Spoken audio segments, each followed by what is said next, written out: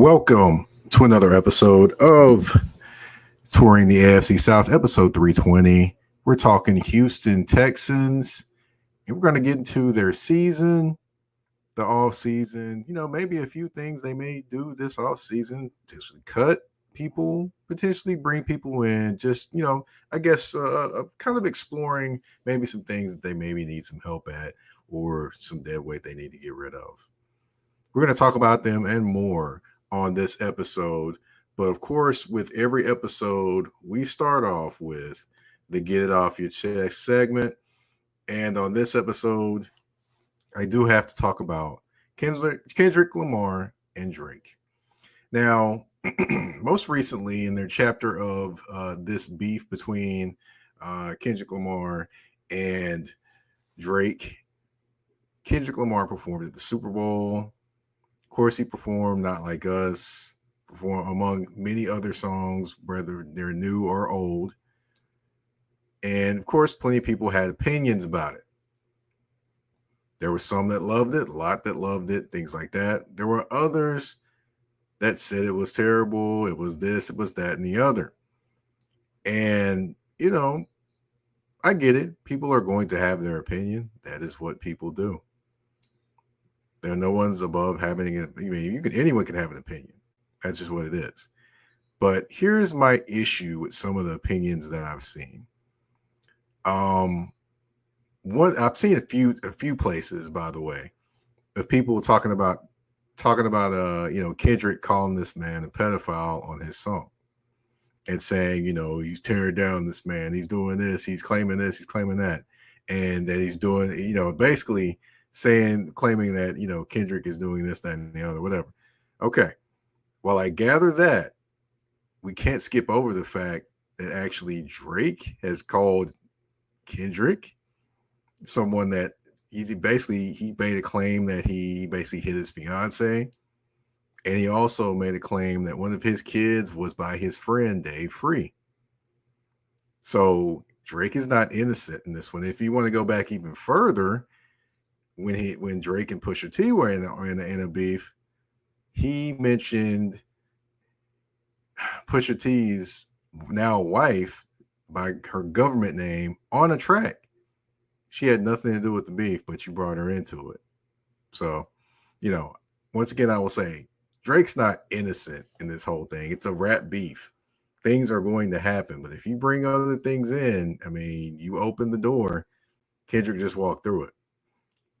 And then also another thing that I want to kind of mention is you have a lot of people that, either for Drake or for Kendrick, but they're out here acting like they don't listen to both of these people's music. Yeah, you do. I'm talking to all you people going on this side Kendrick or this side Drake. Don't act like you're not listening to all the records that Kendrick has put out. Don't act like you ain't listening to any of the Drake records that have been put out that you're dancing in the club to. Come on now. You listen to both of them. Stop the insanity. Stop it. And another thing I would say is, it's possible to like both artists, but, all of a sudden now you got to down this artist to lift up this artist or do this to do that artist. No, you like both artists. Be objective, because some of this stuff has come across as you're just immaculately in love with these guys. And some of it has got to stop. That's my Get Off Your Chest segment for this episode. I'm a Kendrick fan. I like some of Drake's music too. I like both of their styles of music. It's just for different things, different ways. And, looking objectively at the beef, you do have to say Kendrick won the battle. It is what it is, and you got to move on. It is what it is. Do I think Drake's career is over? Yes, it's been damaged some. Yeah, sure. But is his career over? No. His music's still going to be there. People are still going to be dancing to it. He's probably going to come out with something else. We'll see what happens, but, it is what it is, and time to move forward. It's been going on in rap beefs for years. Years, folks. This isn't brand new. So that's the end of the Get Off Your Chest segment. Just had to kind of touch on that because I'm seeing too many people saying this, that, and the other, and some of these opinions are coming out. It just made me shake my head. I'm just like, come on, folks. I know you want one or the other or like one or the other, but this is going overboard. Stop it. Stop the insanity. But yeah, we're going to talk about some football now. Houston Texans. Now, the Houston Texans coming into the 2024 season were the class of the AFC South. Some even thought they would be a Super Bowl contender. Before the season, I said they could probably get about 12 wins. Now, I wasn't far off. They only got 10 wins. They were 10-7, but it wasn't exactly the most pretty 10-7 record. I mean, just to give you a something that one of their losses was to the Tennessee Titans at home. Yes, in Houston. So that really shocked a lot of people. And the Titans were having their issues this year. And if you're a championship team, you shouldn't lose that game with the issues that the Titans were going through. So that's the thing that, the expectation, going into the 2023 season was not very high, and they over and beyond, performed that expectation, beating the Browns in the divisional round, then losing ultimately to the Baltimore Ravens in the divisional round. This year, they win the first game against the Los Angeles Chargers. They lose to the Kansas City Chiefs in the next round. And the mood is just definitely different with how they finished, because a lot of people expected more, I believe, of them this season than last season. So the expectation got raised, and the level of disappointment is there now as well. Now, of course, I didn't mention the low light, losing to a team in the Tennessee Titans that, you really shouldn't lose to. But, of course, I got to mention a little bit more specifics. You didn't get the same play from C.J. Stroud this year. Now, part of that is the O-line and him kind of running around and things like that. But you didn't see the accuracy and things like that as well. You saw some plays, it makes you scratch your head when you're watching him throw the football. So that's something there. And then also, of course, the O-line play, that dropped down a level this season. I mean, wide receiver play, that dropped down a level. You couldn't have everybody wasn't healthy, of course, but, same thing in 2023, but it just seemed like things just weren't quite the same. I mean, it is what it is.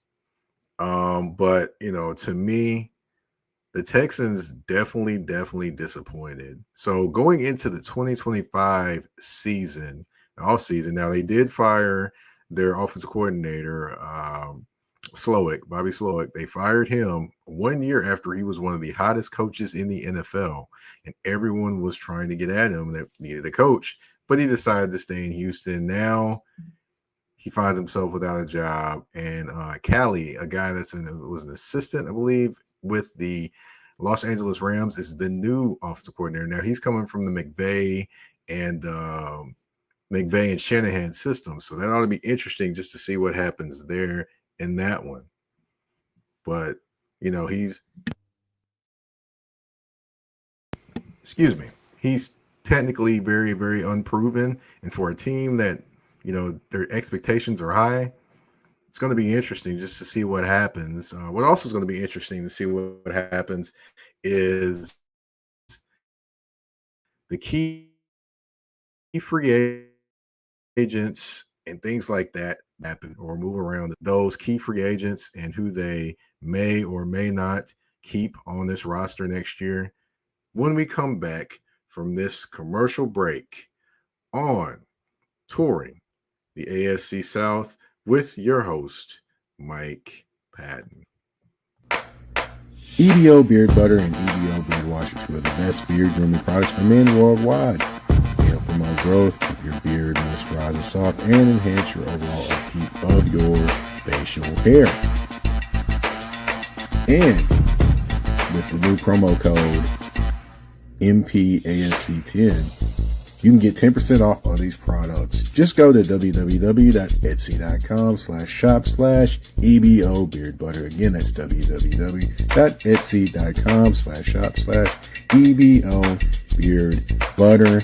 And again, the promo code MPAFC10. Again, MPAFC10, where you can get 10% off any products except for beard boxes So treat your beard better today by going to get this the EBO beard butter and EBO beard wash.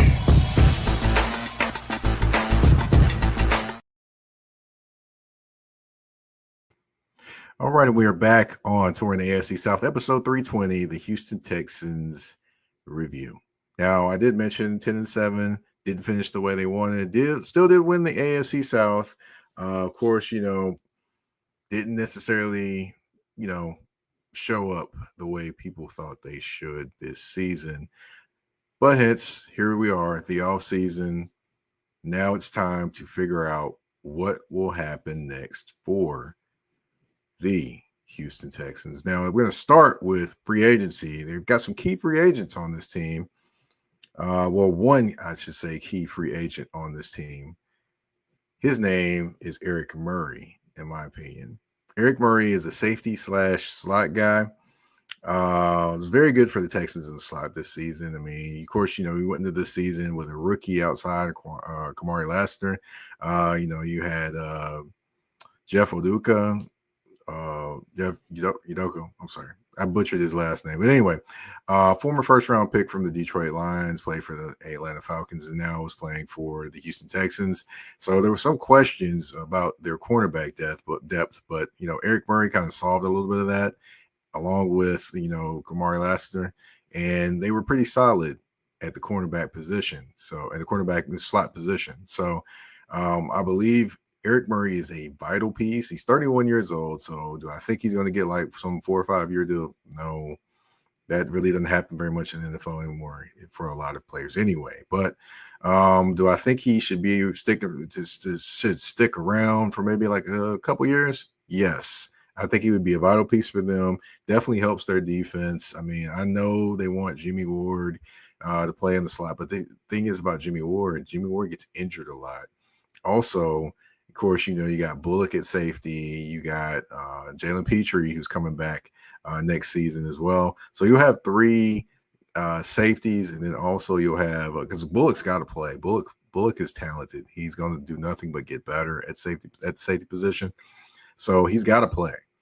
So to me, I know Jimmy Ward may move to the slot guy, but unfortunately he stays injured too much. They gave him a 3-year deal, but no.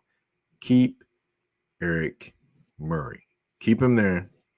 Put him in the slot. You don't even have to sign him to a long-term deal. Just a 1-year deal, just in case Jimmy Ward gets injured again. He provides you depth at your safety, also at your slot corner position. That's a huge piece that I think they need to keep in the fold for that defense to continue to get better and that cornerback room to continue to get better. So just a thought there. But, of course, they did spend a lot of money last offseason, so they don't have a ton of spending power. There's the thing. Don't have a ton of spending power. So, they're going to have to maybe release some people. I mean, they maybe have $14 million in cap space, if that, and that's, depending on people coming off the books at the end of this season. So with that in mind, there may be a couple cuts that happen. Let's talk about those. One of those cuts could be Shaq Mason. Now, the veteran guard was traded from the Tampa Bay Buccaneers, brought in, and of course, he played on the offensive line, but he wasn't always healthy, 1. And then 2, just look at that offensive line. It needs some retooling.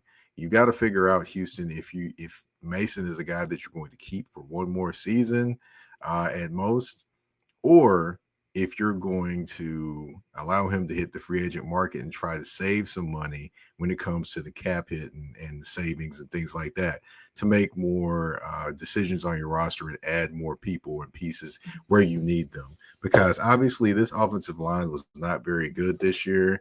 A lot of false starts, a lot of CJ Stroud running around, trying to make some things happen.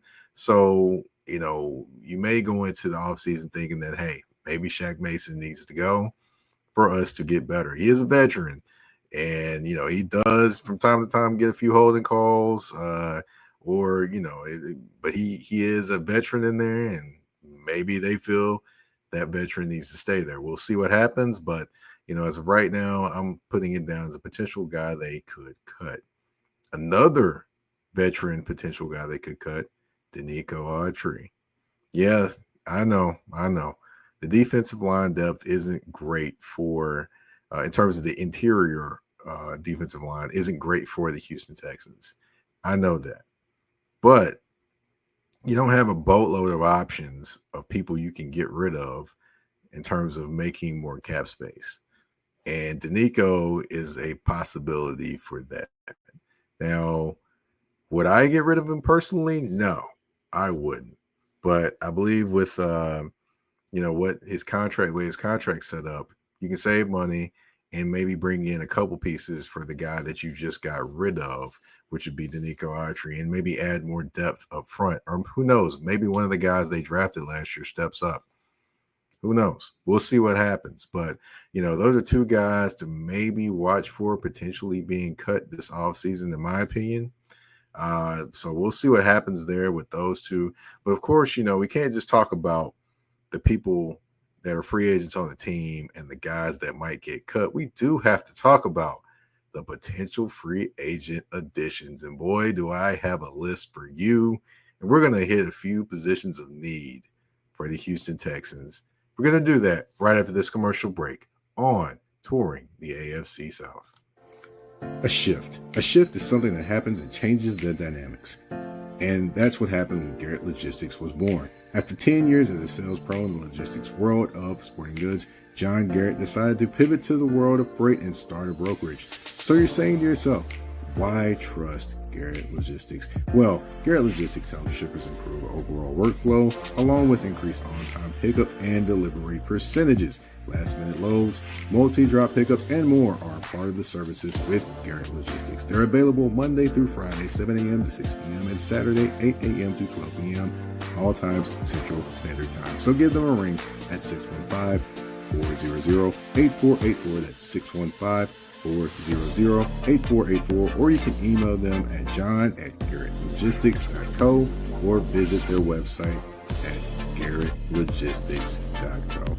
Garrett Logistics, where the motto is, it's not just freight to us, it's your business.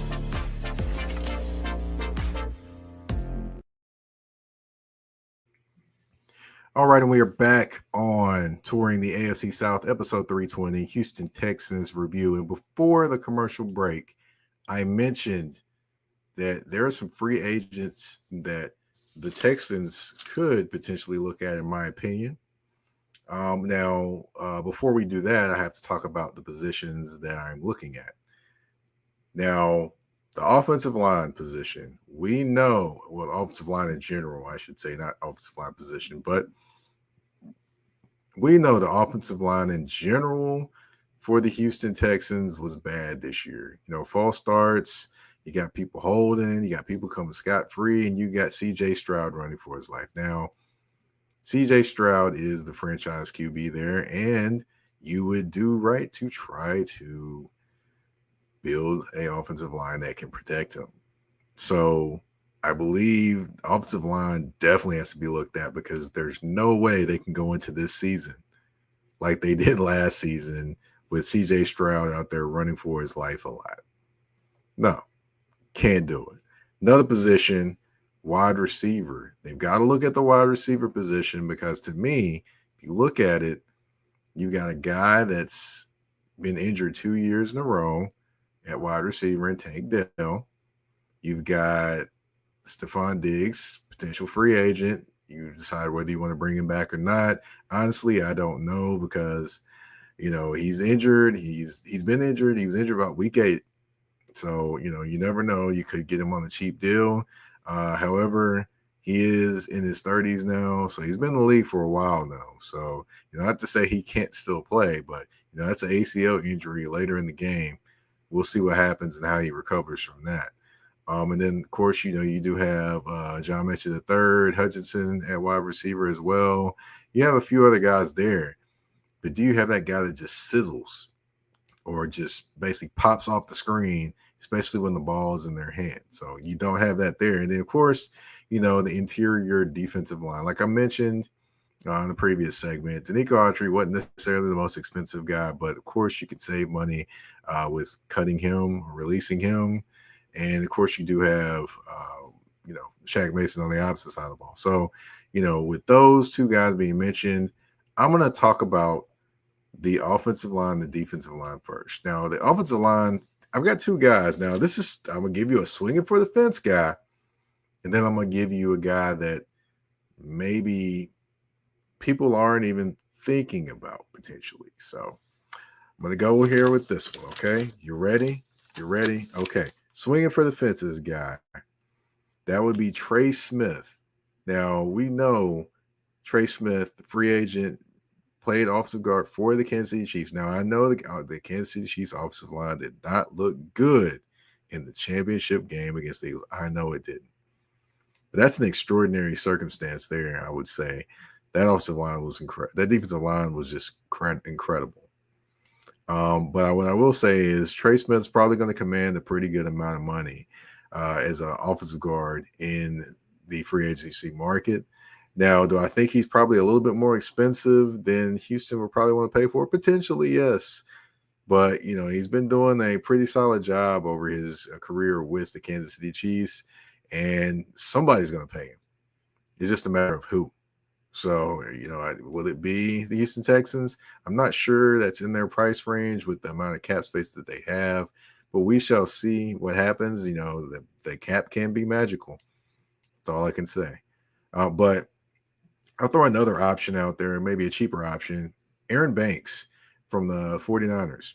Now, the familiarity is there with D'Amico Ryans, being that he was the defensive coordinator out there in the Bay Area and was out there when Banks was out there as well. So the familiarity is there. He could come in, start. You saw what he's done for the San Francisco 49ers. It would be a hit, I would believe, for the 49ers. But, hey, he's a guy that's out there. He's a pretty solid tackle. And the system will probably be similar to something he's used to because, of course, the McVay and Shanahan systems are pretty doggone similar. And Houston runs that similar system, being that they just hired an offensive coordinator that was with the Rams. There we go. So kind of the chain of connection there. All right, we're going to move over to the defensive line, like I mentioned. Okay, you've got two guys here. I'm going to mention one with a connection to D'Amico Ryans, and the other one is got some championship pedigree. First one, DJ Jones. DJ Jones played for the 49ers, then he went to the Broncos. Now he's a free agent. Has familiarity with D'Amico Ryans. He knows what D'Amico wants, knows that defense. It can come in and fill in immediately and do what he needs to do. So that's a guy to look at. Definitely has a high motor, going to stop the run, going to get after the passer, the quarterback as well. So that's a guy to look at for them, in my opinion. Also, another guy to look at, Tershawn Wharton. Now, I know the Chiefs didn't necessarily look great. Again, I know they did not look great in the Super Bowl. But I think Wharton could potentially be either a rotational piece or a guy that actually could step in and start for them potentially. So that's another guy to look at potentially for the Houston Texans to see if they can add to the interior of the offensive line, or who knows, both of these guys may come at a cheaper price. So we'll see what happens and what they're able to do.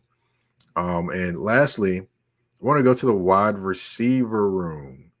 Now, there's a few guys there. I've got two guys down, but I'm going to put down another guy as well, just to kind of add him to the rotation here of people that I had. So I've got three guys.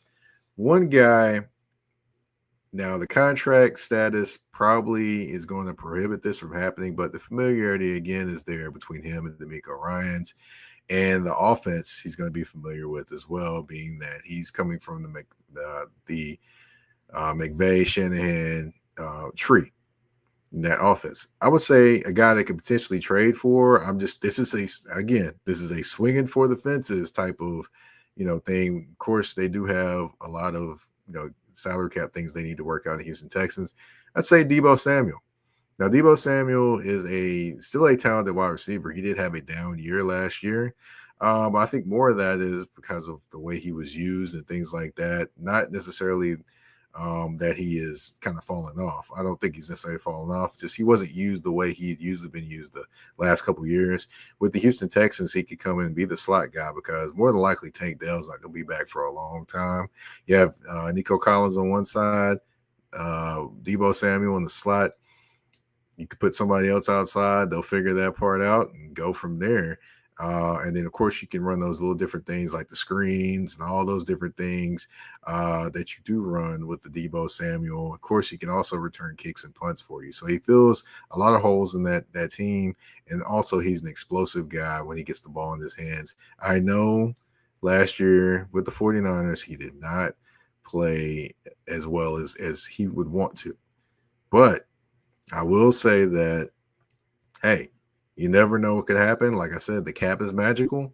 The salary cap is magical. So you never know what could happen. But, you know, the salary cap hit would be pretty significant there. And I wonder what the Houston Texans would want to give up if they were to get a Debo Samuel. But, you know, that is swinging for the fences. But we're going to bring it back down, dial it back down a little bit. One guy to look at as well is a Joshua Palmer. Now, you know, you have these young guys that are out there. You have Ladd McConkey, you have Quentin Johnston that were out there with the Los Angeles Chargers. But when called upon, Joshua Palmer was pretty reliable. He can run a lot of good routes. He has pretty good speed. And, I mean, he can make things happen. So he would be a consistent wide receiver to add to the room for for CJ Stroud. So that way, you know, you have a Nico Collins on one side, you have another guy in the slot.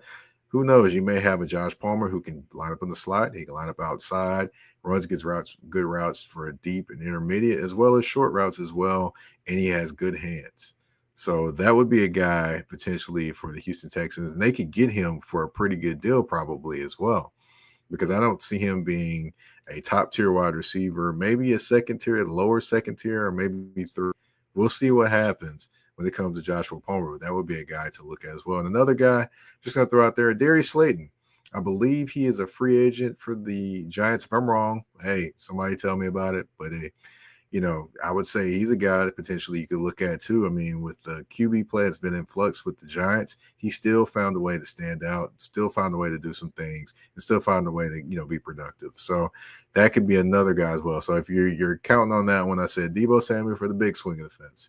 I said Joshua Palmer for the more probably economical, realistic, and a Darius Slayton as well. With a team that has, you know, not a ton of cap space to work with, I mean, I would say a Palmer and the Slayton wouldn't be bad options, to be honest. And, you know, like I mentioned, Palmer is one of those guys that's under the radar, not talked about a lot. So, you know, we'll see what happens with the Houston Texans. You know, the 2025 season, I know they're shooting for better.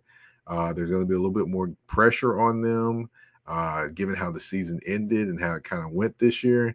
So it's going to be interesting just to watch how this team develops, you know, as the OTAs happen, who they draft, all those different things, you know, training camp, preseason, all those things leading up to the regular season next year. Just, you know, we'll talk about the draft things when it comes to the Houston Texans a little bit closer to the draft. Maybe I have a special guest for that one. You'll have to stay tuned in to see. But thank you all for tuning into this episode. My name is Mike Patton. I am the host of Touring the AFC South. You can find me on all listening. You can find Touring the AFC South, I should say, on all listening platforms, whether it be Spotify, Apple Podcasts, iHeartRadio, Amazon Music, you name it, we are there. You can find me, Mike Patton, on the artist formerly known as Twitter, at Mike Patton 82. That's MikePatton 82. You can also find me on Blue Sky, the same name. You can find me on Instagram and Threads at that's THA, not THE, _general_MP. And like I mentioned, Touring the AFC South on all listening platforms. But what I forgot to mention was you can find Touring the AFC South on the Mike Patton Network on YouTube, where you can go ahead, subscribe, and click the bell where you don't miss any episodes at all. I want to thank you all for tuning in to this episode of Touring the AFC South, episode 320, the Houston Texans Review. We're out. Peace.